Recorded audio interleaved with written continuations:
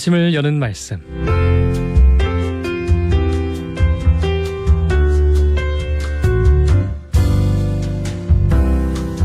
아침을 여는 말씀, 오늘의 시간은 대연교회 전승만 목사님께서 말씀 전하십니다. 은혜의 시간 되시기 바랍니다.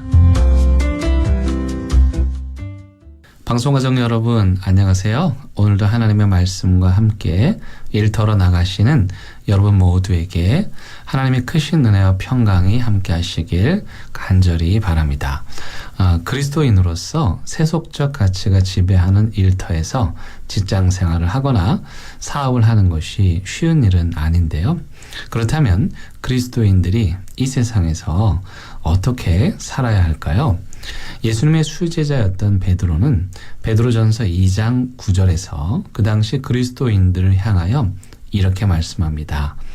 너희는 택하신 족속이요 왕같은 제사장들이요 거룩한 나라요 그의 소유가 된 백성이니 이는 너희를 어두운 데서 불러내어 그의 기이한 빛에 들어가게 하신 이의 아름다운 덕을 선포하게 하려 하심이라. 베드로 사도는 이 말씀에서 그리스도인들은 하나님의 선택을 받은 자답게 세상을 거룩하게 하는 제사장의 사명을 감당해야 한다고 말씀합니다.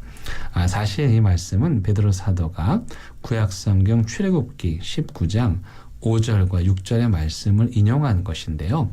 출애굽기 말씀에 따르면 이스라엘 백성들이 하나님의 부르심을 받아 시내산에 올라 구름 가운데 임재하신 거룩하신 하나님을 체험합니다. 하나님께서는 그렇게 자신의 거룩한 영광을 이스라엘 백성들에게 보여주시며 이스라엘 백성들이 세상을 향하여 거룩한 삶을 살고 세상을 거룩하게 변화시키는 제사장 나라가 되라고 말씀하셨습니다. 그러니까 세상을 거룩하게 하는 제사장적 소명을 가장 먼저 받은 것은 이스라엘 사람들입니다. 그런데 이스라엘 백성들이 세상을 거룩하게 하는 소명에 실패하였고 베드로 사도를 비롯한 초대교회 지도자들은 그 소명이 이스라엘에서 그리스도인들에게로 옮겨졌다고 믿었습니다. 그래서 베드로 사도가 초대교회 성도들을 향하여 이 출애굽기의 말씀을 인용한 것이죠. 그렇다면 그리스도인들이 어떻게 이 세상을 거룩하게 할 수 있을까요? 첫째는 우리가 살아가는 삶의 현장에서 진실하고 신실해야 합니다. 여러분 오해하지 마십시오. 완벽하라는 말이 아닙니다. 다만 하나님은 거짓과 함께 하실 수 없는 분이시니 하나님과 사람 앞에서 정직하고 진실한 삶을 살아가는 것이 우리가 이 세상을 거룩하게 변화시키는 비결인 것이죠. 잠언 11장 1절 말씀에 보면 속이는 저울은 여호와께서 미워하신다고 말씀합니다. 여러분들이 장사를 하시거나 또는 직장생활과 사업을 하실 때 적어도 저 사람 말은 믿을만해, 저 사람이 하는 일은 틀림이 없어, 이런 말은 들을 수 있어야죠. 현재 GMF라는 선교단체 대표로 계시고 오래전에 한국인으로서는 최초로 성경 번역 선교의 파송을 받아 아프가니스탄에 가셨던 권성찬 선교사님이 그 당시 상황이 너무도 열악하여 단 한 글자도 성경을 번역하실 수 없었습니다. 오랜 시간 성경 번역 선교사가 되기 위해 훈련을 받았건만 선교지에서 할 수 있는 일이란 그저 동네 사람들과 축구를 하는 것이 전부였다고 합니다. 그러던 어느 날 상대편 선수가 선교사님을 향해 핸드링 반칙을 했다고 항의를 했답니다. 그런데 선교사님은 나는 핸드링 반칙을 하지 않았다고 사람들에게 말을 했다고 합니다. 그랬더니 다른 사람들이 이구동성으로 하는 말이 야, 저 사람이 안 했다고 하면 안 한 거야. 저 사람은 거짓말하는 것을 본 적이 없다며 선교사님의 손을 들어주었습니다. 여러분, 이 선교사님께서 현지어로 성경을 단 한 글자도 번역하지 못했지만 이분이야말로 그분의 진실된 삶으로 성경을 번역하신 것입니다. 우리의 일터를 거룩하게 하는 두 번째 방법은 자기가 하는 일에 최선을 다하는 것입니다. 종교개혁 당시 어떤 사람이 마틴 루터를 찾아와 자신은 구두를 만드는 사람인데 예수님을 믿고 이 새로운 삶을 살려고 결심을 했는데 어떻게 해야 하느냐고 물었답니다. 그때 루터가 그 사람에게 이렇게 대답했습니다.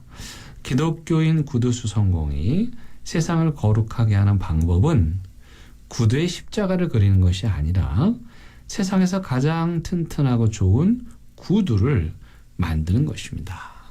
여러분, 정말 멋진 말 아닙니까? 구두를 만드는 사람이 세상을 거룩하게 하는 것은 그 구두에 십자가를 새기는 것이 아니라 사람들이 믿고 신뢰할 만한 튼튼하고 편안한 구두를 만드는 것이죠. 한 번은 제가 아는 한 미술 작가의 전시에 초대를 받아서 간 적이 있었습니다. 그런데 그분의 작품에 다 십자가가 새겨져 있었어요.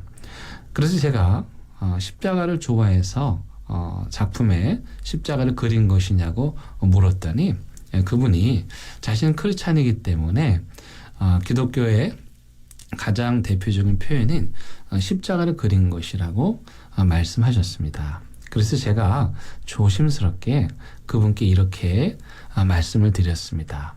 기독교 작품이라고 해서 꼭 십자가가 들어갈 필요는 없을 것 같습니다. 오히려 들에 핀 한 송이 꽃을 그리는 것을 통해서도 그 작품 안에서 십자가의 사랑을 표현하실 수 있을 것 같습니다. 라는 말씀을 드렸습니다. 물론 작가나 구두수 선공이 원한다면 얼마든지 십자가를 새길 수 있습니다. 그것은 기호의 문제니까요. 다만 구두에 새겨진 십자가가 부끄럽지 않을 만큼 최고의 구두를 만들어야 하겠죠. 요한 세바스찬 바흐는 작곡을 하고 나면 악보의 맨 처음과 끝에 항상 SDG라는 이니셜을 적었다고 해요. 이 SDG는 Soli Deo Gloria의 약자로서 오직 하나님께 영광을 이라는 뜻입니다. 그러면서 그가 하는 말이 자신은 교회를 위한 음악뿐만 아니라 세상을 위한 음악을 만들 때도 SDG, 오직 하나님께 영광을 이라는 문구를 새겼다고 합니다. 미국 흑인 인권 운동을 주도하셨던 마틴 루터킹 목사님께서 자신이 길거리를 청소하는 하찮은 직업을 가진 것에 대해 불평하는 사람에게 이렇게 말씀하셨다고 합니다.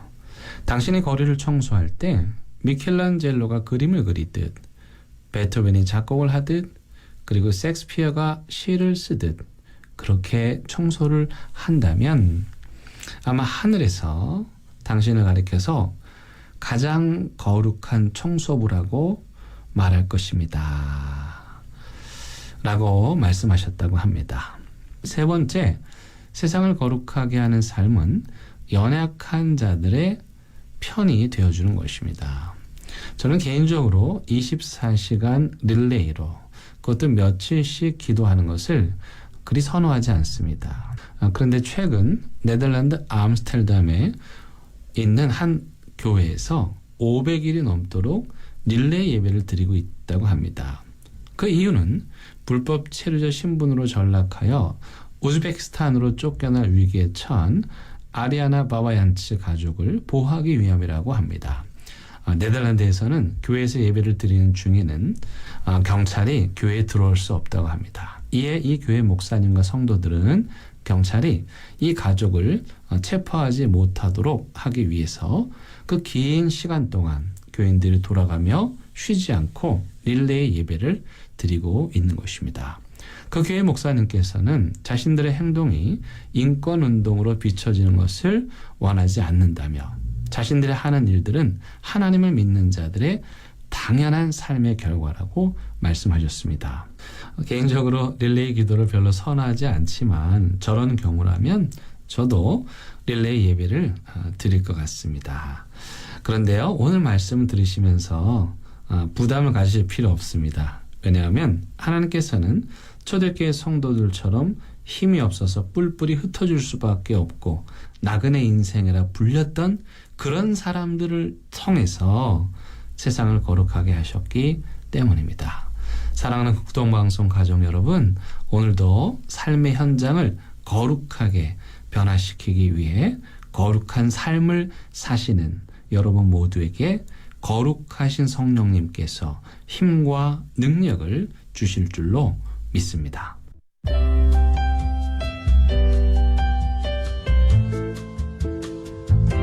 아침을 여는 말씀. 지금까지 부산시 남구 진남로에 위치한 대연교회 전승만 목사님의 말씀으로 함께 하셨습니다.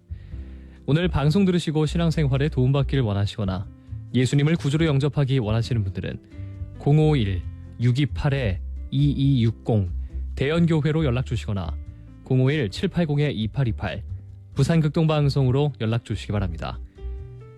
아침을 여는 말씀, 오늘 이 시간을 마칩니다.